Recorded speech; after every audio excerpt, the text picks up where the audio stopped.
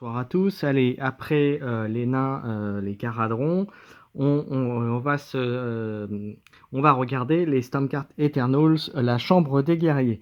Alors c'est d'autres profils que ceux que l'on connaissait déjà chez les Stormcast, mais ça complète les profils de soldats Stormcast que nous connaissions dans AOS. Alors la chambre des guerriers, je vais vous les montrer comme ça déjà. Vous avez donc les Libérators, donc vous voyez avec des armes au corps à corps, bouclier ou épée ou marteau, voilà. Vous avez les Prosecutors avec les Stormcast ailés, l'appareil avec différents profils. Vous avez les Paladins avec des armes à deux mains. Et ensuite vous avez les Judicators avec les arcs. Voilà, on va regarder ensuite les profils qu'ils ont. Alors, comme avec les caradrons, on va commencer déjà par regarder les capacités, les aptitudes de cette chambre. Vous avez en premier la capacité de cette chambre, c'est le double, c'est Furieux Vengeur. Un combattant peut utiliser cette aptitude seulement s'il y a un autre combattant ami à qui on a alloué un point de dégâts à 6 pouces de ce combattant. Ce combattant effectue une action de bonus. Voilà, donc vous allez voir que c'est plutôt assez fort. Cela va arriver assez souvent, donc c'est une aptitude pratique. Ensuite, nous avons en double, vous voyez, avec ce symbole-là, on verra après à quoi ça correspond sur les figurines, un double renverser le tyran. Jusqu'à la fin de l'activation de ce combattant, ajouter 2 cartes d'attaque et de force des actions d'attaque ayant une caractéristique portée de 3 ou moins de ce combattant et qui obtient qui cible un combattant ennemi qui a au moins 15 de blessures ou plus. Donc en gros une grosse figurine ennemie. Donc ça augmente les attaques et ça augmente les dégâts. Donc autant dire que ça peut faire très mal. Surtout si vous ciblez une figurine importante de la faction adverse. Ensuite, avec le bouclier, donc on a un double au bouclier Sigmarite jusqu'à la fin de l'activation de ce combattant. La prochaine fois qu'il fait une action de mouvement à 1 pouce d'un combattant ennemi, choisissez un combattant ennemi visible à 1 de ce combattant et en gros on geste un dé et on fait un point de dégâts au combattant choisi, 5-6 sur un autre. En gros, si on a un bouclier, on passe à côté, on donne un coup de bouclier et on a un effet derrière. Ensuite, avec la capacité, vous voyez de celle-là, le triple vaillant défenseur, jusqu'à la fin de ce round de bataille, ajoutez 1 à la caractéristique d'endurance des combattants amis à 6 de ce combattant. Donc voilà, c'est une capacité de leader pratiquement. Donc c'est pas de leader, mais bon, de protection pour toutes les figurines. Donc c'est plutôt fort. Alors comme vous allez voir que il y en a certaines qui sont déjà à 6, ça va pas servir à grand chose. Mais pour celle à 5, passer à 6, ça peut changer la donne. Ensuite, là, la capacité, vous voyez qui est ici, donc vous allez voir, ce sera pour les prosecutors, donc c'est les unités volantes. Le triple, L de vie divine, c'est ça. Ajouter la valeur de cette aptitude à la caractéristique de mouvement de ce combattant pour sa prochaine action de mouvement. Donc en gros, vous lui rajoutez encore plus de déplacement. Et le quadruple, frappe sismique, ce combattant effectue une action d'attaque bonus. De plus, ajouter la moitié de la valeur de cette aptitude, arrondi au supérieur, au point de dégâts alloué pour chaque touche ou touche critique de cette action action d'attaque. Donc autant dire que c'est assez fort, c'est même plutôt monstrueux. Après c'est à coup de 4, mais d'un autre côté, voilà, vous tapez avec un... voilà, vous allez voir, c'est principalement les armes à deux mains, si je me trompe pas, dans les profils. On va regarder ça d'ailleurs tout de suite. Allez, on va commencer par les prosecutors. Donc je vous montre, voilà, donc c'était effectivement Warcry, la chambre des guerriers. Voilà, allez, c'est parti, on va regarder les profils. Alors, premier profil, donc Prosecutor, donc vous voyez que c'est voilà, les symboles donc du bouclier, du vol. Alors intéressant, alors 300 points, c'est beaucoup de points. Par contre, 6 d'armure, 30 points de vie, 10 de mouvement, bon autant dire qu'il fait le café un peu sur tout. Il peut attaquer 3-8, 2D, 4, 2-6, donc 2-5 pardon. 2-5, donc ça fait très mal. Et au corps à corps, il a aussi une attaque qui peut taper à 2, donc sans engager la figurine ennemie.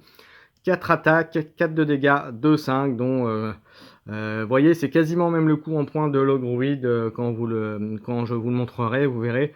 Il n'y a pas, voilà, donc bon, il n'a pas les capacités de l'Ogroid, mais vous voyez, pour 300 points, vous avez une grosse unité qui est capable de faire très très mal, et puis il faudra y aller sauvagement pour l'éliminer. Ensuite, nous avons un autre Prosecutor. Donc lui 280, là il passe, il a donc un peu moins d'armure, 30 PV, par contre pareil c'est un leader, 1, 5, 4, 2, 4, 3, 8, 3, 4, 2, enfin voilà, bon c'est un bon ton pour 300, pour 280, c'est plutôt fort. 260, là c'est un peu moins cher, par contre 20 points de vie, 6, par contre 3, 8, 2, alors c'est pas un leader pour le coup, par contre pour 260 points, donc là pour le coup je préfère investir à 300 points avec le leader qui a un peu plus de points de vie, un peu plus de résistance, qui frappe à peu près pareil. Par contre, ouais, est-ce que c'est pour 260 points, voilà, à voir, mais en composition, voilà, si vous faites comment dire, une composition d'équipe, les Prosecutors, personnellement, j'en mettrais un, voire deux, mais grand maximum. Parce que déjà que les Stormcats sont pas super nombreux, c'est pas une bande réputée pour être populeuse, comme on dit. Voilà, sur des scénarios objectifs notamment, vous allez être mis à mal très facilement. On continue avec les profils. Un autre profil à 250 points. Pareil, 10, 6 d'armure là cette fois-ci. 20 avec le bouclier, 3, 8. Vous voyez, je préfère mettre un tout petit peu, mais avoir les 6 d'armure. Voilà, il fait un tout petit peu moins mal, mais et encore, ouais. Mais bon, c'est une très bonne unité, voilà, mais qui coûte cher, comme tout Stormcast. Ensuite, pour 230, là, c'est un tout simple, il a juste au corps à corps. Voilà, à part que le fait qu'il vole, pour 230 points, ouais, il a le déplacement pour lui, c'est à peu près tout. Après, il tape bien, effectivement, quand même 3D, 5 de force, mais c'est que 3D, moyen. Ensuite, une autre unité 230, pareil, volant. Par contre, 4D, là, pour le coup, vous voyez, par rapport aux deux, même s'il frappe un peu moins fort, 3, 5, ah si, vous voyez, c'est la même chose. Mais il a un dé en plus, un peu moins de force, mais je préfère avoir un dé de plus. Voilà, pour potentiellement faire 3, voilà. Mon point de vue, je prendrais plutôt celui avec l'épée longue. Enfin, la grande épée. On continue dans la même idée. Prosecutor, pareil, à 225. 3D, 4, 3, 6. Voilà, bon là pour le coup, voilà, je préfère toujours la grande épée. On continue. Alors, on continue pareil dans les Prosecutors 245. Donc là, il a le bouclier. 20 points de vie, 3, 8, 2 attaques. Par contre, voilà, bah là, vous voyez, par exemple, pour le coup, je préfère prendre ça que l'autre parce qu'il a la possibilité d'attaquer à distance et au corps à corps, tandis que les autres sont limités au corps à corps. Alors, même s'ils ont le déplacement, certes, mais au moins, lui, il est une unité qui est plus polyvalente. Enfin, à mon goût, hein, ce n'est que mon avis, bien sûr. 230 points, 10, 5, ça vole, bah pareil, même tarif, corps à corps, pareil, même avis à peu près. Allez, on passe au piéton cette fois-ci, avec une épée, une épée. Grosse masse à deux mains, donc là qui a l'effet, vous avez le onde sismique qui permet de rajouter l'attaque et de faire des dégâts autour. Donc 3D, 5, 4, 6... 4-8 pardon, donc du coup là ça envoie du pâté pour 225. J'avoue que je suis assez fan. Alors après ils ont un déplacement de 3 donc c'est assez faible comme les nains, mais avec le moment bonus, si vous le mettez légèrement en trait d'une autre unité qui se fera toucher, ça peut arriver vite au corps à corps et faire très très mal. Disons qu'ils n'ont pas besoin de faire plus de dégâts, ils font déjà très très mal, mais il leur faut du déplacement, donc jouer avec la capacité double de la chambre des guerriers pour pouvoir aller vite sur la zone de combat. On continue. 255. Donc là, pareil, leader. 4D, 5, 3, 5. Alors, il fait un peu moins mal que l'autre, mais voilà, 3 à voir. Mais pas mal, hein, un petit profil sympathique. On continue dans les profils un peu moins. Donc, ce n'est pas un chef, c'est considéré comme une troupe. 195. Voilà, 20 points de vie, 6 d'armure. Ouais, les autres étaient aussi à 6. Celui-là était à 6 et le précédent était à 6 aussi. Voilà. Donc là, pas mal aussi. Voilà, pour moins de 200 points, vous avez... voilà, mais c'est pareil, vous allez devoir faire des choix dans votre composition. Ensuite, pareil, un qui envoie du pâté aussi. Hein, et alors, attendez, je vérifie que je vous ai pas dit une bêtise sur la figurine. Non, c'est bon, c'est pareil, c'est bon. Voilà, donc pareil avec l'effet d'onde sismique, de frappe sismique, pardon. 3, 6 d'armure, donc c'est toujours du lourd. Par contre, ça coûte très cher, 255 points. Ensuite, en 195, pareil, on continue. Je vais assez vite puisque c'est à peu près les mêmes profils, hein. Alors là, par contre, on part à la lance. Alors là, ce qui est intéressant, c'est qu'il peut taper jusqu'à 3 de distance. 4D, 4D, 3, 5, 250. Il est plutôt pas mal. Par contre, toujours la faiblesse de 3 de mouvement. Ça peut pas tout faire non plus. Mais pareil, avec le double générique de la chambre des guerriers, ça peut aller au combat. Ensuite, le bâton double lame. 190 donc, 3 pareil à 3, ça peut être un bon compromis. On passe à la double arbalète. Alors 240 points, alors 4 de mouvement donc un peu plus forcément, c'est un peu plus léger. 5 d'armure, 30 points de vie donc c'est plutôt pas mal. 3, 10, 4, 2, 4, voilà. Mais là pour le coup je préfère passer sur une unité soit plus forte en distance, soit plus forte au corps à corps, ou mixte comme on a vu tout à l'heure. Bon, je suis pas super fan, je préfère les autres. Alors là, pour le coup, ensuite, 235 dans les chefs, 320, 3, 4, 2, 4, 1. Là, pareil pour 235, même si ça a 30 points de vie, 5. Alors là, l'intérêt, c'est que ça va quand même tirer à 20, donc quasiment toute la carte. Après 3D, 4 de force, 2, 4, c'est plutôt pas mal mais là, pour le coup, je prendrais plus une unité un peu moins faible et mettre un vrai leader derrière. Bon, à voir. On verra. Ensuite, l'espèce de grosse arbalète 6-15, voilà, 5D4, 2-4, 3, ça envoie du pâté pour 200, moi je trouve que c'est une unité sympathique à mettre.